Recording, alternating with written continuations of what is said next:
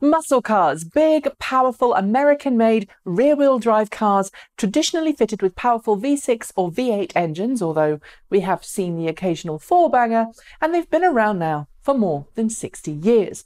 They're the epitome of red-blooded automotive fun. They're built for speed, power at the wheels, and munching up tarmac as quickly as possible.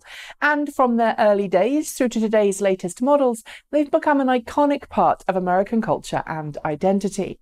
They're also one of the last markets to be affected by increasingly tough fuel efficiency standards, with the majority of US automakers using fuel efficiency gains made by other vehicles in their fleet to offset the traditionally poor fuel economy of your average muscle car, while still allowing them to meet official fuel economy targets.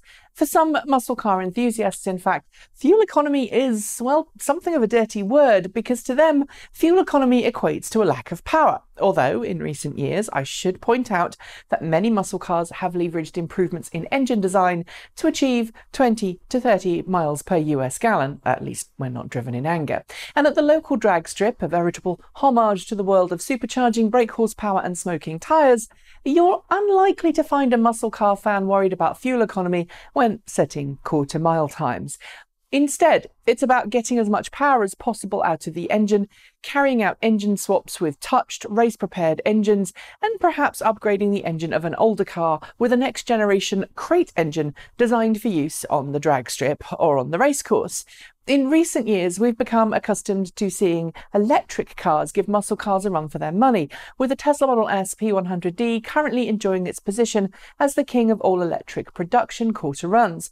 Other cars, like the famous White Zombie and more recently Black Zombie 222, have also made their mark at the drag strip, challenging people's perceptions of electric vehicles, and in the UK, Black Current 3 and Johnny Smith's Flux Capacitor were regulars at Santa Pod, until electric cars were banned there on the grounds of safety. But while all of these vehicles have shown that electric cars can give as good as they get on the quarter mile, none of them have really fitted into the traditional muscle car category, except perhaps for the Black Zombie 222. And while the Tesla Model S has earned its reputation among many in the drag world and has plenty of power to dismiss all but the most powerful of hot rods and muscle cars, it doesn't tick everyone's boxes when it comes to what a muscle car could or should be. Yet at this year's SEMA, Chevrolet managed to bring a car along that might just get the hardest of muscle car fans on board. A tyre-shredding, beefy-looking, all-American, honest-to-goodness muscle car that follows in the tyre tracks of every Chevy muscle car that have ever been made before it. Meet the e-COPO Camaro concept, Chevy's vision of what drag racing could be like in the future.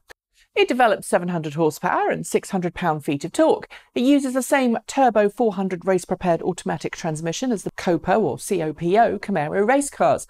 And as you can see here, it's certainly good for a show when it comes to staging at the lights.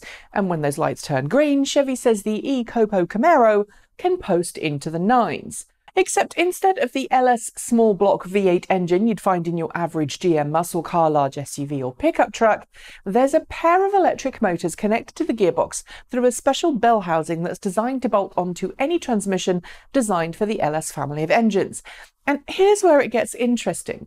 In addition to an 800-volt battery pack that GM says can charge in double quick time between races, which suggests GM is readying its own 350-kilowatt second-generation CCS quick charging for market readiness in its production vehicles, just as Audi, Volkswagen, Porsche and others have, Chevy is referring to the twin-motor setup as an electric crate motor that could quite simply drop into any existing LS-engined vehicle. In its press release concerning the e-COPO Camaro, GM notes that the transmission, driveshaft and other drivetrain components stay where they would be in the gas version of the vehicles, and it also hints that this dual-motor setup might even become part of a future crate engine offering, crate motor offering. Sure, it's not something that your average person on the street would maybe want to do, but I can tell you from owning a hot rod myself that half the fun of owning a powerful hot rod or street sleeper or muscle car is you get to work on your car yourself, shaving off every last tenth of a second or getting every bit of horsepower you can.